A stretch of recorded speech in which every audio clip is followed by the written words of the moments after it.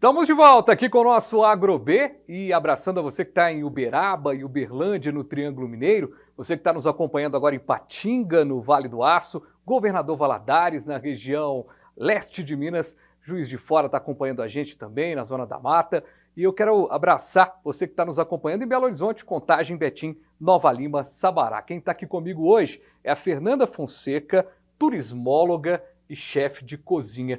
Ô, Fernanda, você, contando um pouquinho da sua história também, você é moradora de Tiradentes, nascida, criada, mas em algum momento você teve que sair de Tiradentes para fazer aí os estudos e tudo mais, para alavancar ainda mais a carreira, mas sempre com os pés fincados em Tiradentes? Sim, eu falo que muita gente fala assim, você foi morar em Tiradentes, né? Uhum. Não, eu sou da 8ª geração da mesma família, aquela família tradicional mineira, da criação, formação mineira mesmo, né? Tem uma tataravó que foi alforriada aos 7 anos, né? Aquela coisa, meu avô casado com filha de português, aquela história toda. Então, eu estou há mais de 8 gerações em Tiradentes. Então, sou nascida e criada lá, saí para estudar, fazer turismo, tive a oportunidade também de morar fora e aperfeiçoar as minhas, algumas do meu estudo, a questão do turismo também, como turismóloga e como chefe de cozinha, como cozinheira também, mas sempre ligada à cidade. Hoje eu tenho residência em Belo Horizonte,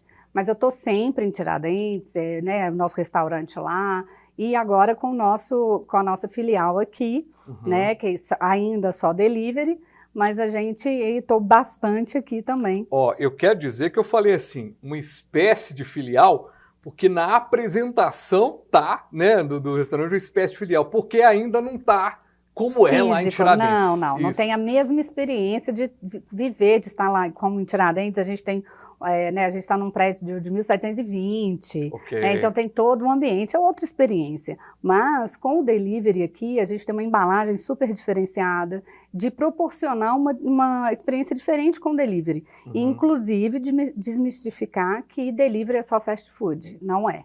A gente tem muita coisa boa no delivery. Se bem que a pandemia mostrou muito isso pra gente, né? Tem mostrado, ainda bem, felizmente. Se teve alguma coisa boa na pandemia que a gente aprendeu, talvez seja um desses pontos, né? A gente valorizar essa coisa do encontro, de estar num lugar para se alimentar, ter aquele investimento, né? De poder retirar ali uma parte do orçamento. Então, hoje eu vou almoçar fora, vou comer diferente, vou buscar uma alimentação ali, né, conhecer algo novo, um prato, um risoto de alguma coisa diferente, ou seja, é um caminho super legal. Agora, a gente falava muito dessa relação dos produtores, né?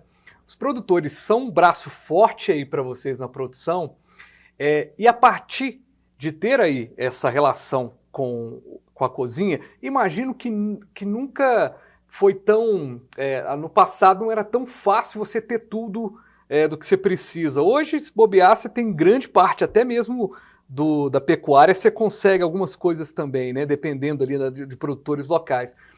Mas como é que é essa relação? Como é que você vê esse crescimento? O restaurante crescendo ao longo dos anos e os produtores também dando vazão aos seus alimentos? Sim, isso é muito... E é uma relação extremamente... É uma ligação muito forte. Né?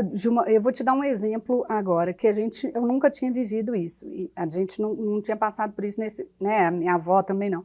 Esse ano faltou couve, e a gente tem na região uma plantação grande de couve, devido às chuvas, né? Teve uma chuva em São João del Rei muito forte, e acabou com algumas plantações, então do dia para a noite não chegava para a gente couve lá. E aí você vê uma cidade de comida mineira onde a gente não come sem couve, né? Um feijão tropeiro, um tutu de feijão sem couve, né? É complicado. E não ter a couve no outro dia. Porque, olha para você ver, como os produtores estão super ligados com a gente. Então, assim, a questão não era preço. A questão não era nada disso, era não ter mesmo, era ir lá, né? Eu fui buscar, fui até o local. Não tinha. E a gente ficava brincando, os restaurantes, conversando com ele, a gincana da couve, e a gincana da couve. E até hoje, o abastecimento está baixo, muito baixo. A gente está tendo uma dificuldade muito grande. Está aí uma pauta surgindo agora aqui nessa conversa. A couve desapareceu. Desapareceu. E assim, tem vários depoimentos de vários chefes, vários restaurantes que a gente está com essa dificuldade. Aí eu fico brincando, gente, vamos plantar couve. Né? E assim, a gente acha assim, a gente tem entregas, né? Então, é bem organizado. Então, toda terça e sexta eu tenho entrega de hortifruti, sabe? De uma pessoa que tem a sua plantação e o que ela não planta, ela consegue pegar das outras pessoas lá e levar para a gente, entrega para a gente para outros restaurantes, estabelecimentos também, mas a gente tem em alguns, por exemplo, na época da seca, a taioba é um problema, eu tenho que levar a taioba daqui para Tiradentes, sabe, eu tenho que vir e comprar aqui e levar para lá, porque não chove, então ela, né, não tem alguém lá. A gente não tem uma plantação de uma pessoa que, igual planta couve, que planta a taioba. Aparece aí, ó, o empreendedorismo de alguém. Né? Não é? Eu falei, gente, vamos plantar couve e taioba, porque agora, vocês falta. Também, em algum momento, no restaurante, ou já fazem isso, de algumas coisinhas, vocês acabam tendo espaço, nesse espaço tão grandioso. Mas, em algum momento também, vocês são produtores no processo? Sim. A gente tem a produção, por exemplo, de cachaça. Né, que a gente tem no nosso alambique na fazenda, ali perto. E teve um momento da história da minha avó, né, com os filhos e meu avô, que eles tiveram restaurantes industriais, além desse nosso, né, que é a matriz. E eles viram essa oportunidade de comprar a terra e começar a plantar. Aí que surgiu a padaria, que a gente tem a padaria. A padaria surgiu para fazer pão para as cantinas industriais. Aí virou um outro negócio. E a questão também comprou a terra para começar a plantar couve, criar um gado, um porco e tudo mais. E hoje a gente tem justamente, por exemplo, hoje a cachaça é o mais forte. Às vezes um doce no tacho e tudo mais, mas não é o mais forte. Hoje o foco principal é o plantio. A gente tem fornecedores justamente para não ter esses gaps, né, essas lacunas, né? Mas como eu te falei, é a primeira vez que a gente vive isso que a gente está vivendo, esse problema aí para você ver a interligação. E nessa conversa, esse lance da couve é uma questão específica ali da região, Tiradentes, ou você tem conversado com outras pessoas e a produção também está difícil? Está mais difícil, por exemplo, o tamanho, né? A gente está vendo couves menores, porque você precisa pegar rápido ali, porque não está dando tempo delas crescerem tanto, porque a demanda tá grande. Eu fico imaginando, é atendente lá do restaurante, não, senhor, tal, nós temos tropeiro hoje, mas couve eu vou ficar te devendo. A primeira vez que isso acontece com a gente, aí a gente está dando, aí a gente tem Ouro Pronobis, você perguntou da fazenda, aí a gente tem muito Ouro Pronobis lá, na casa da minha avó tem, e na fazenda tem. Então, o que a gente faz? Aí a gente tem que substituir 2 dias lá que faltou pelo Ouro Pronobis, né? Mas é uma coisa que todo mundo entendeu. Por quê? Muita gente que chegava lá no restaurante já tinha ido em outro restaurante antes.